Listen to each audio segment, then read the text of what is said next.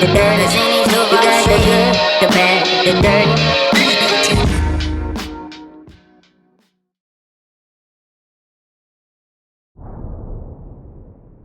What's up, my people? It's your boy Rags, and I have another great episode of DD30 coming your way. So, of course, I got some great topics for you. Number one topic on the dirt is gonna have to be about Shohei Ohtani and the massive contract that he just received from the Dodgers. Definitely gotta chop that up, along with seeing what might be the next move for the Dodgers. I mean, the Dodgers have been very active, so it's going to be fun talking about baseball in the dirt today. We have a whole bunch of news when it comes to that. When it comes to basketball, I got to get into the Draymond Green suspension. Is enough enough? Does his teammates need to step up? I'm going to go ahead and put my opinion on air for that. Got to chop that up and then talk about some other great games we got as well. It's your boy Rags. Thanks for watching. And we got some great topics. Make sure you subscribe. Make sure you like. Make sure you comment. And make sure you stay with me as we get it in on these topics. It's your boy Rags. Let's go. Y'all like, comment, and subscribe, man. We just blessed to be here. Let's go. You know it's going to be tight, too. Subscribe. Go ahead. Sticking with me, and I hope you subscribe like that clip told you to do. And the first topic on the dirt today is going to have to be about Shohei Ohtani's mega contract, mega deal that he just had with the LA Dodgers. It's the biggest news in sport right now. Of course, if you haven't heard, if you've been under a rock, or if you've been just paying attention to anything else on the planet other than sports, I'm here to let you know that Shohei Ohtani just signed the biggest contract in North American sports history. A 10-year deal worth $700 million. That is a crazy number because we've been having talks and we've been listening to all the experts, and everybody was expecting 500, maybe 600 million, somewhere in that range. For him to hit 700 million, kudos to him. Kudos to his agent. Kudos to everybody, his family, whoever's been on his side. Kudos to the Japanese community because I know they're happy. On top of that, Ohtani's getting to stay on the West Coast, which is what he preferred. Again, the agent did a great job bringing everybody in to bid for their client. It was a foregone conclusion. Everybody knew that the Dodgers was going to be the landing spot for Ohtani. So for him to be able to get a 10-year deal worth $700 million for a team that we know he wanted to go to, a team that we knew wanted him a whole bunch. Shout out to the agent. They did a great job. So what's the impact? Because there's a lot to unfold when it comes to the Shohei Ohtani contract. Yes, the money is staggering, but of course we got to talk about the deferrals, which are record-breaking deferrals in any sport yet again. So the news has came out that Shohei Ohtani's contract that he agreed upon has some unprecedented amount of referrals, which will be starting off in the next, not the 10 years coming up that he'll be playing for the team, but the following 10 years when he's in his 40s and 50s. So what does that deferral system look like? Well, and all fans are chiming in on this because it seems like the Dodgers are pulling a fast one, but honestly, this was all Shohei Ohtani's idea and decision. He decided that he would only take a salary of $2 million per year for that 10-year contract, meaning he would only make $20 million over the next 10 years, which is crazy to talk about a player of Shohei Ohtani's ability making $20 million over the next 10 years. But nevertheless, he's a superstar. He's a global superstar, so he's making a ton of money in endorsements. So I'm sure he doesn't really need the MLB money like that. On top of that, he's deferring the next 10 years of his contract to pay him $68 million per year. So basically, this is going to look like a 20-year contract. It's funny saying that. A 20-year contract worth $700 million. So it's a win-win situation when it comes to the club because they don't have to pay that upfront money now. They could spend a lot of their resources on building the team up and making a championship contending team because you got to be real, the Dodgers have been very disappointing this past decade. The only World Series they won was in a COVID season, which was only a 60-game season. So I know a lot of fans would like to see them win the real thing, so win it without the shortened season. So there's a lot of pressure on the Dodgers right now.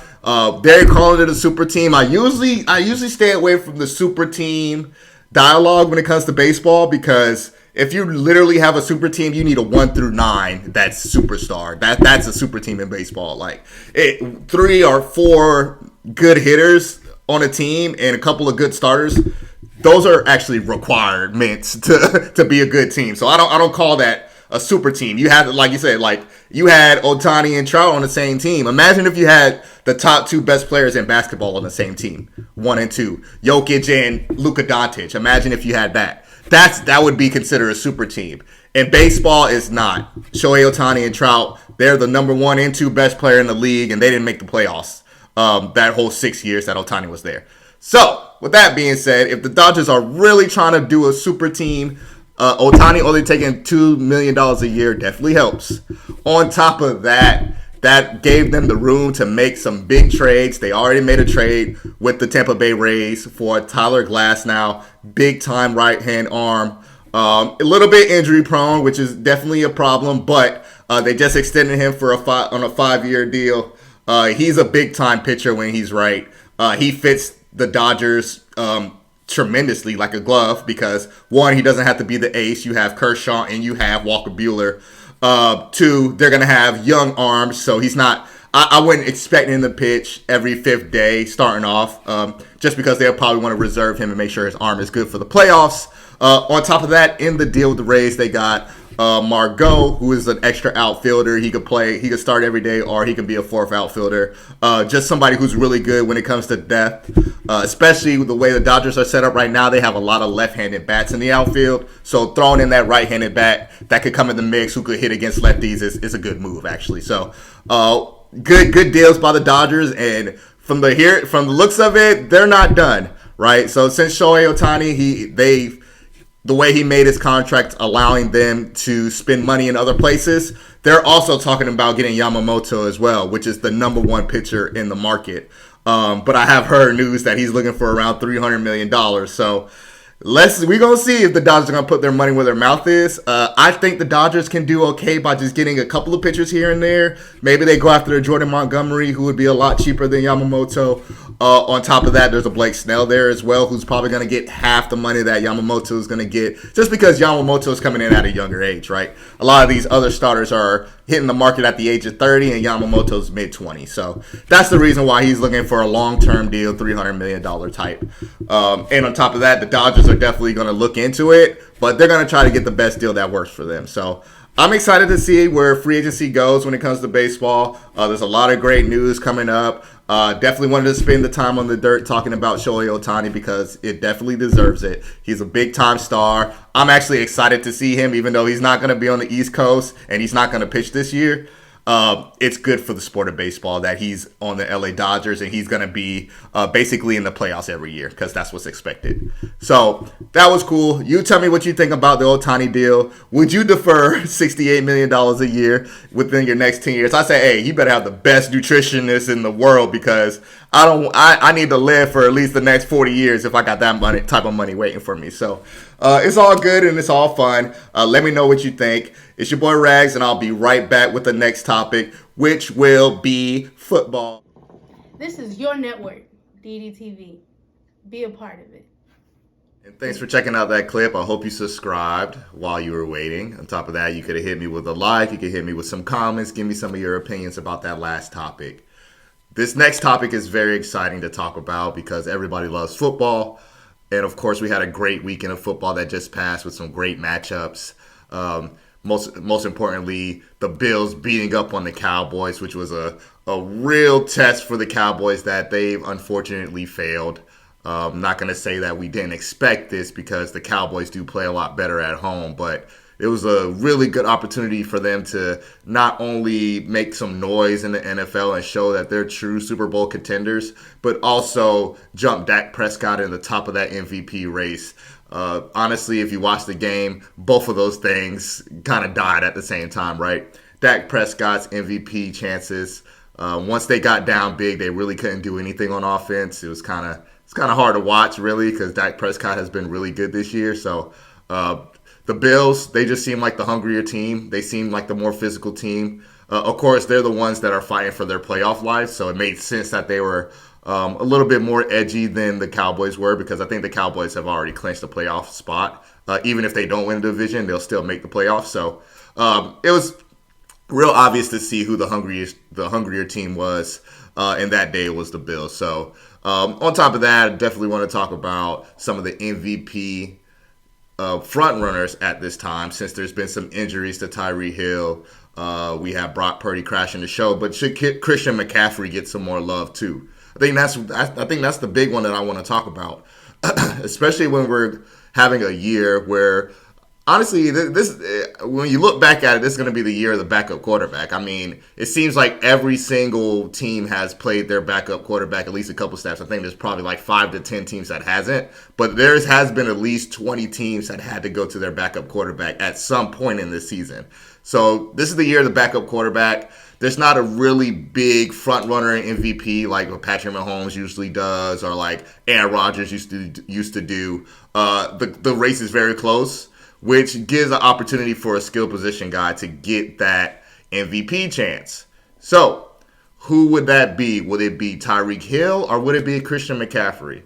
And honestly, I have Christian McCaffrey on my fantasy team, so I'm gonna fight for him first, right? Because I mean, if you see the game yesterday, I mean, 3 touchdowns on the Cardinals. The man is a touchdown machine. He's over 20 touchdowns already on the season.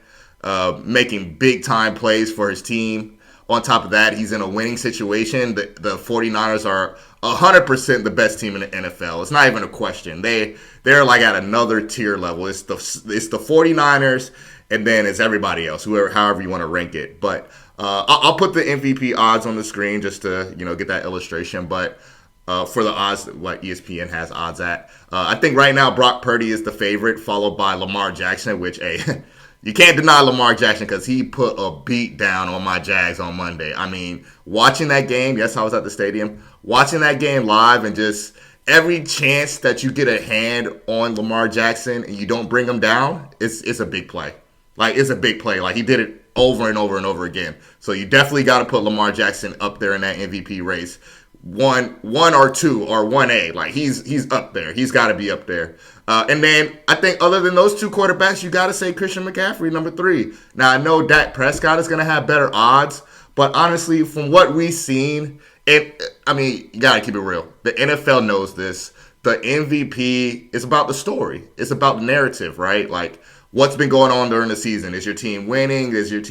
Are you bringing your team back from large deficits? Are you the reason why your team's losing, right? Like, all of that matters when it comes to the MVP race. So just the way it's been, I mean, Dak Prescott, he's not going to be out of the conversation. There is still 3 weeks left for the season.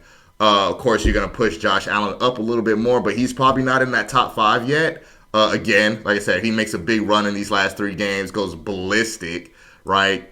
And he carries his team to the playoffs. They're going to consider Josh Allen as well. But I got to fight for Christian McCaffrey because he's the every down back. He's doing everything for his team. Even though when you talk about the 49ers, you talk about all of their skill position players on offense and how they're loaded. Even with that loaded team, Christian McCaffrey is still the best player on that team. Hands down. Hands down. Without Christian McCaffrey, none of that goes. None of that works, which is the reason why they gave up so much just to get him from Carolina. So it worked. It was a win-win on both sides because McCaffrey is now in a winning situation, which, that'll motivate any competitor, compared to hitting your head on the wall for a team that's only going to win 3 or 4 games, right? So I'm proud of his production. He's been fun to watch. Give me Christian McCaffrey for the MVP win. I think his odds are at plus 1,000 right now. I would take that. I'll put a flyer on it. Hey, put 100 on it, you win $1,000. Like, why not? I think his chances are very high. And on top of that, like I said, usually you have that front runner quarterback who's, their team is 100% the best team in the league. You just see that he's pulling his team out of large deficits all the time. Like I said, like a Aaron Rodgers, like a Patrick Mahomes. This year is a little bit different. So love to see Christian McCaffrey. And of course, I got to talk about Tyreek Hill because he's going to be in this conversation as well. Even though he was out last week, he still has the potential to break the single season receiving yards record, which 100% is a big deal. It has to be considered, especially if he goes over that 2,000-yard mark, just because, 2,000 is just like a nice number when it comes to football.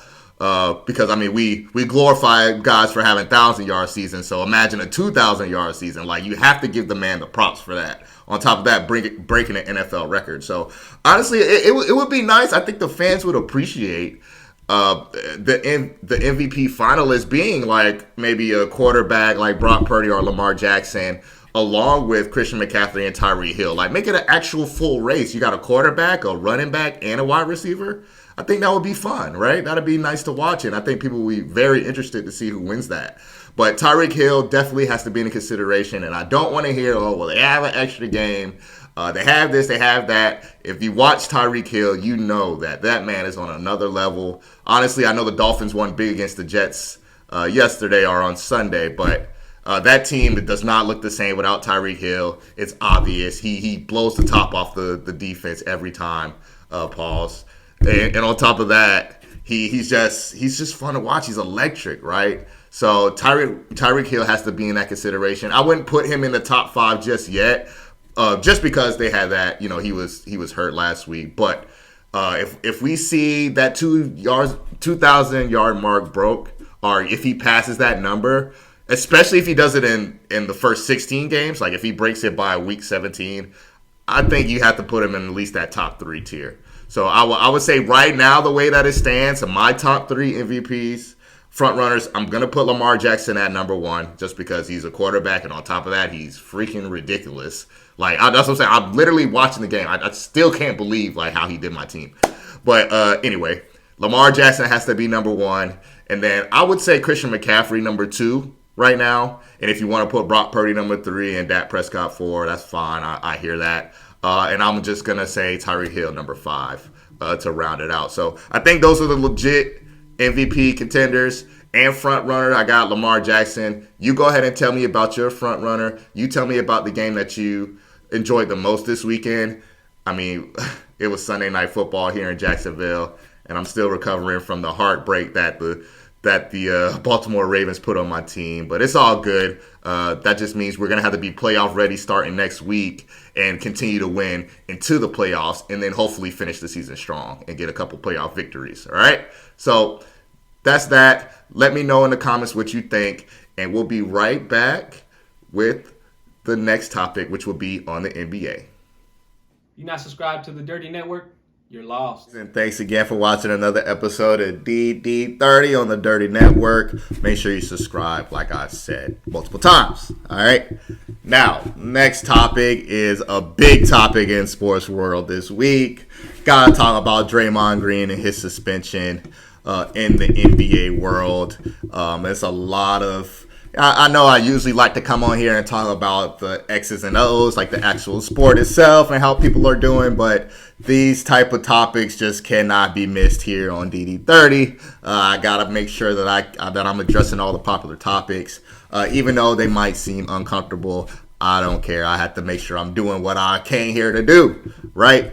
Now, with that being said, Draymond Green has, if you haven't heard or if you haven't seen it, Draymond Green, let's just talk about this year. He's had himself quite a few issues when it comes to conduct on the court, right? He's been ejected out of a few games. He's been suspended for choking Rudy Gobert, and he's back at it in the news again for hitting Yusef Nurkic, I probably said his name wrong, sorry, but the center from the Suns, and he is back on the news because of it. Now, here's my opinion. I'm going to give it to you. On top of that, here's the details. Now, since that hit has taken place, Draymond Green has been suspended indefinitely by the NBA, which means right now they don't have a set amount of games that he will be suspended. They just know that he's going to be suspended for a while. And with that being said, he is going to be required to show that his attitudes have changed, that his way that he's handled himself on the court has changed. On top of that, they're giving him some time to figure out some personal issues internally that could be causing issues on the court. A lot of layers to this, a lot to break down, a lot to go, right? So definitely let me know how you feel. But I'm gonna keep it real with you and let you know how I see it. Number one, just the incident itself.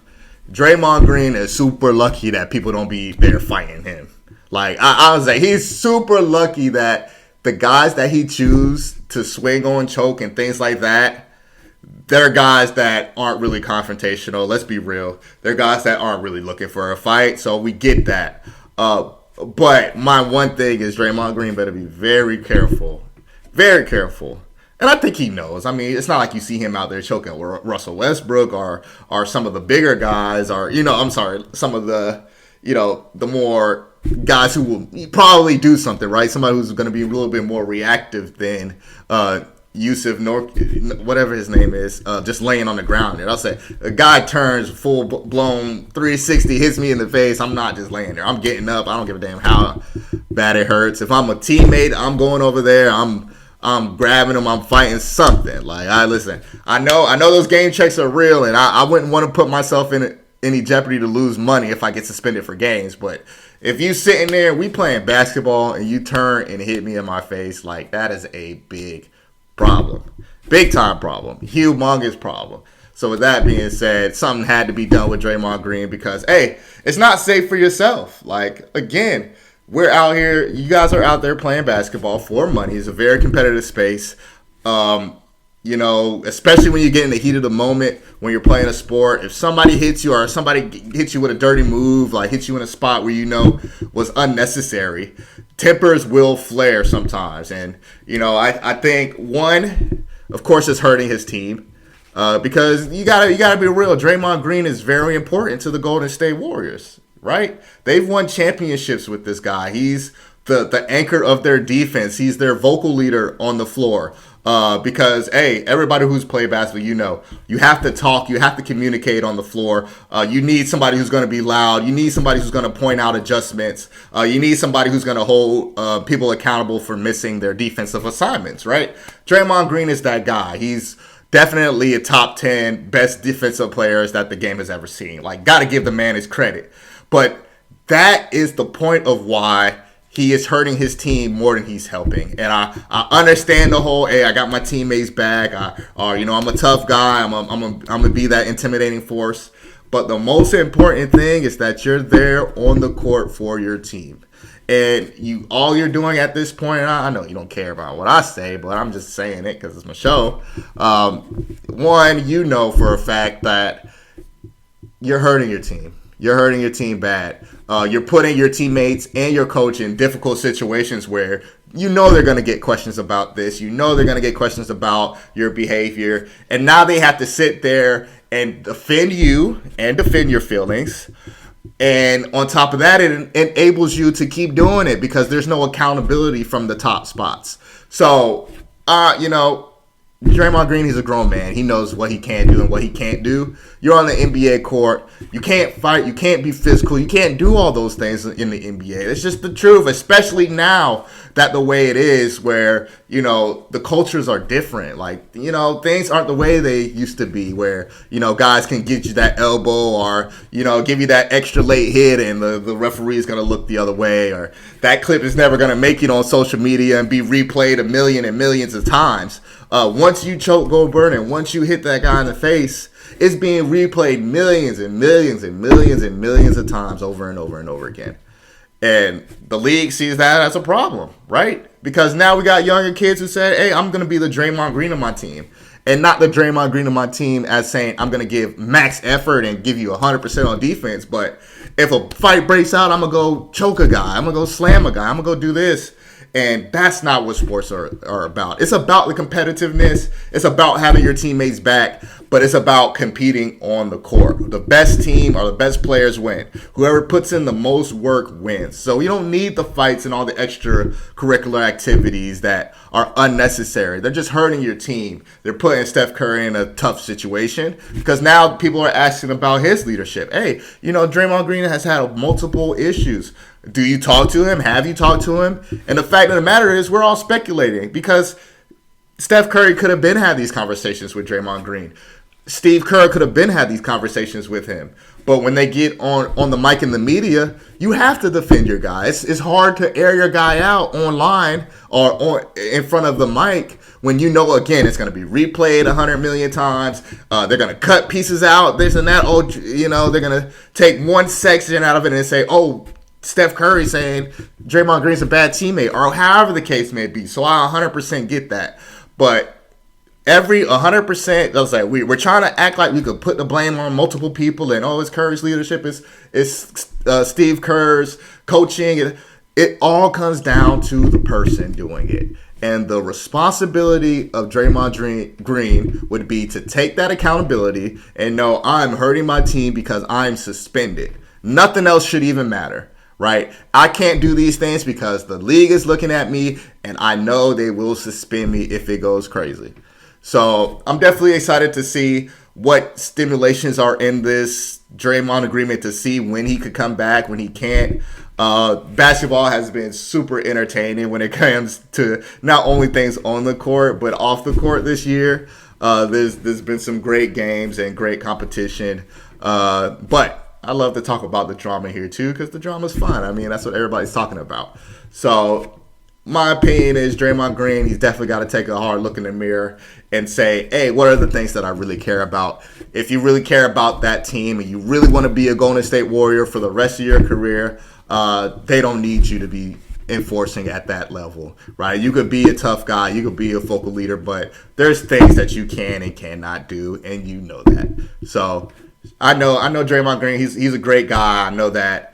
Well, not personally, but it just seems that way. I've heard his podcasts and things like that. So he's a very bright young man. I like to see my people do good. So I'm praying for him. Hope he does great. I hope this time off definitely helps him.